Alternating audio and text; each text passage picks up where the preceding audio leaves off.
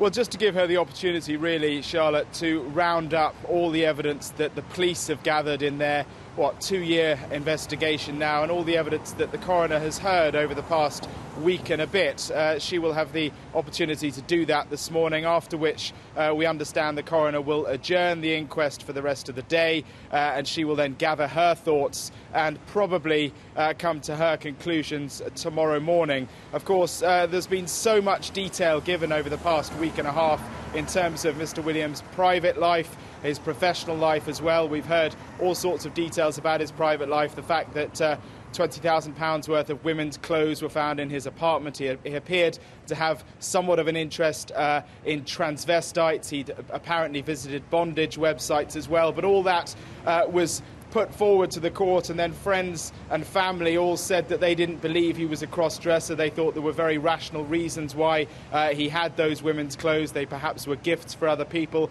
We've heard also about his professional life. He was described as a quite brilliant officer, a very, very intelligent man, and critical to the operations of both GCHQ, the government's listening post in Cheltenham, and MI6 in London, where he was seconded and where he was working at the time of his death in 2010. A lot of the evidence, Charlotte, has been somewhat contradictory. We heard yesterday from pathologists who described how difficult their job was in terms of the post-mortem. They believed he was almost certainly alive when he got into that bag, so that raises the question, did he get into the bag voluntarily? Was he on his own? Was someone else with him? Was he forced into the bag?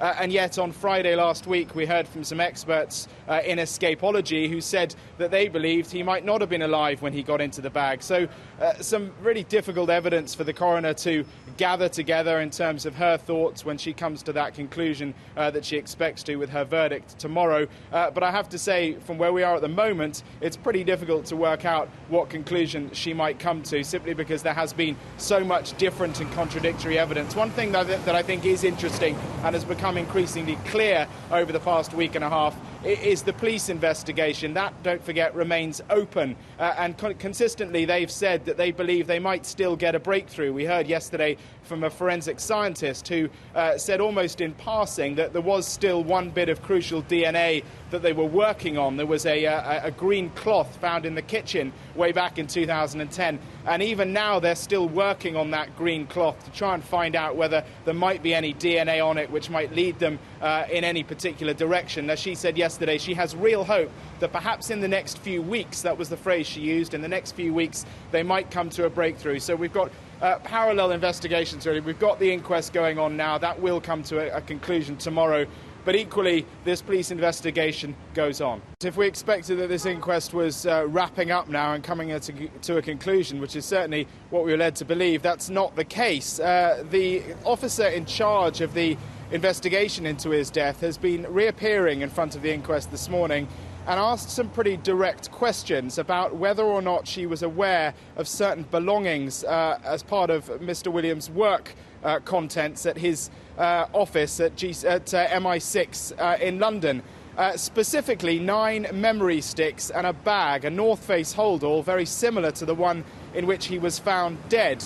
She said that she was not aware of the existence of the memory sticks or the holdall until this morning, which has caused quite a considerable amount of surprise. It's worth giving you a little bit of background about how the investigation since 2010 has worked. Because of the secretive nature of MI6 and the clear and obvious security implications, the investigation has been rather unusual. Rather than having direct access to MI6 and to his belongings at MI6, the investigating team has had to work through the counter-terrorism squad of the Metropolitan Police, SO15. They have better security clearance than the regular investigators do, and so they acted as a conduit, if you like. When the investigating team wanted information, they would go to SO15, who in turn would go to MI6 and say, look, we need to seize this, we need X, Y and Z, and then it would be handed over to the investigating team. Now, the assumption had been by the investigators that they had got everything that they needed, but it is becoming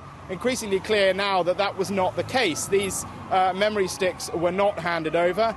The bag that was apparently under his desk at MI6 was also not handed over. Now, what's not clear is whether or not there was any information that was relevant within these bags, but regardless of whether it was relevant, Jackie Sabir, the senior investigating officer, says she should have been made aware of it. It was up to her to decide whether or not the information was relevant or not. Now, right now, one of the officers at SO15 is being questioned. He is being asked some details about how much access he was given to this various information. And I'm just reading now from my colleague who's inside court. In the last few minutes, the lawyer for the family has said that the information that the SO15 officer is giving is, quote, about as clear as a London pea super. In other words, he's really not being very clear at all about what information he was given. The inference appears to be that he is not telling a straight story. Certainly that would not be what he would say, but it is clearly the case that there is some information yet to come out in this inquest, crucial information about what MI6 handed over to the investigating team.